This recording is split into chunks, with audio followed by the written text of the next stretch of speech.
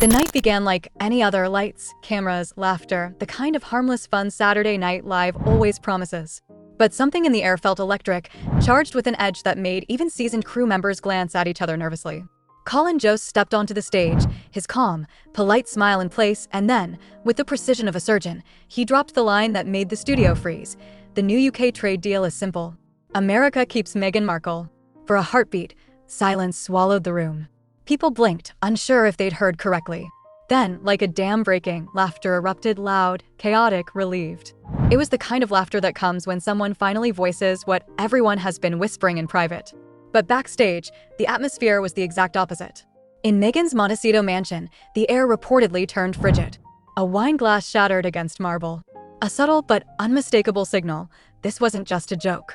It was a crack in a carefully built world, a door swinging open to rooms she never wanted anyone to enter, but the quietest jab was the deadliest. A fleeting mention, a whisper of Prince Andrew and certain private islands. No names, no explanation, just a feather tossed into the wind that landed like a brick. Backstage, panic spread like wildfire. Meghan's team knew immediately which ghost had been summoned, one she had spent years meticulously burying.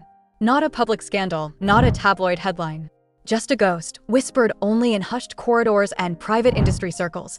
But this wasn't the Duchess, the humanitarian, the icon the world thought it knew. This was pre-royal, pre-suits Meghan, the hardworking actress next door version, sold as relatable, grounded, modest. And yet, nothing about these images whispered modesty. The timing alone was explosive. Meghan was preparing a reinvention, a new wine label, media ventures, a lifestyle empire, and suddenly, from a past she never acknowledged, these images resurfaced. People didn't ask, is that really her?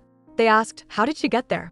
Because Suits-era Meghan was never meant to walk among billionaires on private yachts.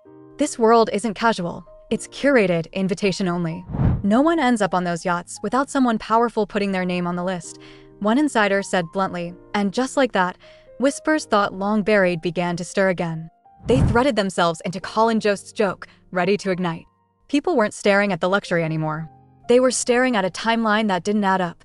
The Meghan the world knew then. The aspiring actress talking about yoga at dawn, manifesting dreams, working tirelessly, didn't match the woman laughing on a boat that likely required billions just to move. The contrast wasn't just shocking. It was a rupture. Her story of grit and humility, the girl-next-door narrative that made her rise feel authentic, suddenly clashed violently with the evidence before everyone's eyes. The gulf between perception and reality was impossible to ignore. On one side, a young actress struggling on modest sets, working tirelessly, earning her way one audition at a time. On the other, a sun-soaked yacht, crystal glasses, private invitations, and a world reserved for royalty and billionaires. The contradiction didn't just whisper, it screamed. And that scream exposed the first fractures in the carefully constructed fairy tale. To understand why these images hit like a thunderclap, you have to understand the empire Meghan had built.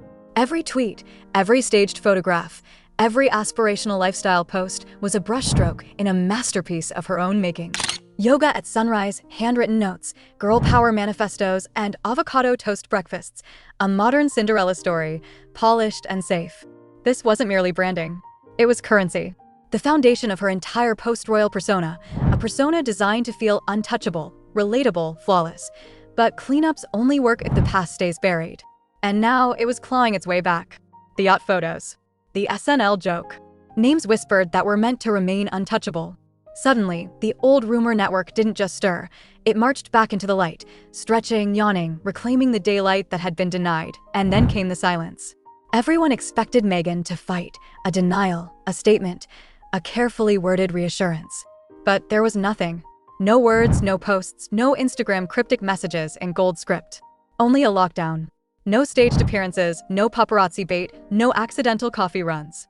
Just a silence so dense, so suffocating, it felt like the air itself had frozen. Insiders described frantic energy inside the Montecito mansion.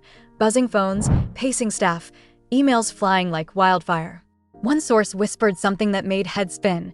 She didn't even know what to deny, and in this vacuum, the unexpected happened.